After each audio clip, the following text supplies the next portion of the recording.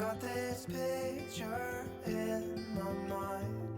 Trop, c'est trop, je ne peux plus faire traîner cette vidéo encore trop longtemps. J'ai tellement besoin de te dire et de te répondre parce que je reçois vraiment des messages qui disent bon alors regarde comment je fais pour ce programme, si je fais 3 fois de muscu par semaine, nanana. Bref, ok, je vais faire mieux que de te donner un programme bien mieux. Je vais te donner le mode d'emploi de ton corps. Ça sera beaucoup plus pratique que tu puisses faire ensuite tes recettes. Donc prenons le temps ensemble maintenant. Le but de la vidéo, c'est d'avoir 3 informations cruciales, magiques que tu vas apprendre et qui seront à savoir parce que ça peut t'aider à pas te blesser, à être efficace et à t'assouplir, voilà, en sécurité. Franchement, moi je dis. Donc je m'en fiche, je répète, il y a une vidéo entière sur assouplissement stretching, mais c'est égal, je te redis un petit peu parce que c'est nécessaire. Un étirement, ça consiste à détendre le muscle dans un petit laps de temps, c'est-à-dire environ 15 secondes. Donc 15 secondes, mais par muscle.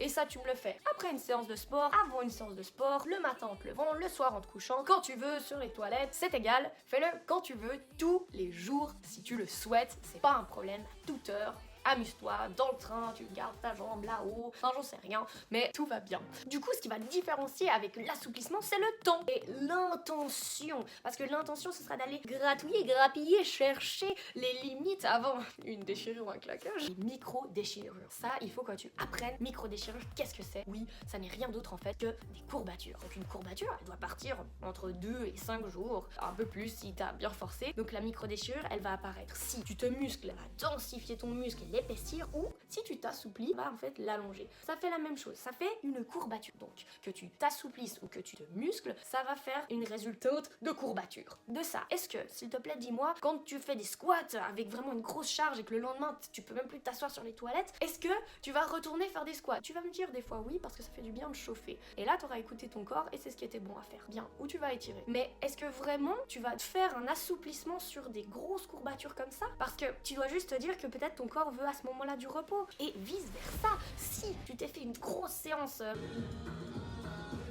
Moi, ça m'était arrivé par exemple pour les psoas, le muscle qui est rattaché du bas du dos jusqu'à ton fémur. J'avais vraiment les psoas avec des courbatures, donc ils étaient fragilisés en longueur. Est-ce que vraiment je vais m'amuser à faire des abdos ensuite de ça, en fléchissant les jambes et en ramenant les jambes vers moi? Non, non, parce que en fait je vais risquer de me blesser ou faire encore 2 fois plus durer ma période de convalescence de courbature. Donc c'est bête. Voilà, donc ça c'est un point à savoir et j'espère que ça t'a éclairé. Voilà. Une autre chose qui se rajoute, pourquoi est-ce qu'on ne fait pas de l'assouplissement après une séance de muscu? Bah c'est parce qu'on a nos fameuses endorphines et adrénaline peut-être qui sont en nous et on est moins sensible à notre corps et on risque en fait d'aller trop loin, de vraiment se faire un claquage et d'aller trop loin dans notre souplesse. Et c'est ça qui est embêtant. Donc maintenant, ce qui est intéressant à savoir, c'est qu'on pourrait très bien travailler les jambes en musculation à fond le même jour et s'amuser à faire le dos et les épaules si on sent en fait que le corps est apte à le faire. Je sais pas si tu arrives à comprendre ce qui se passe un peu avec ces fameuses petites chimies dans le corps qui peuvent être très dangereuses si on s'amuse à faire joujou avec le corps sans sentir ce qui se passe quoi. Et du coup, j'ai l'impression d'avoir pas mal répondu à ta question, que tu peux du coup établir des programmes intéressants en fonction de l'écoute de ton corps au final. Écouter son corps, ça prend tout son sens. Enfin, ça veut dire quoi? J'écoute s'il a des courbatures, j'écoute si je suis fatiguée, j'écoute si je suis peut-être sous endorphine après avoir couru un marathon.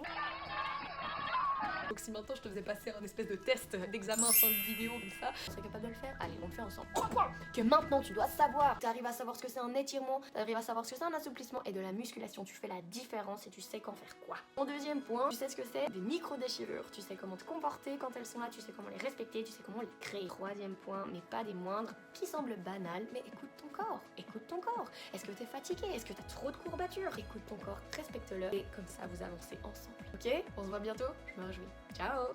I've gotta let her go. I know it won't be easy. I wanna hold her close,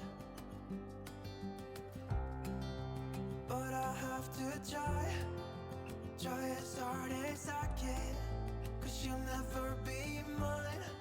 I listen when she talks, I watch her when she walks.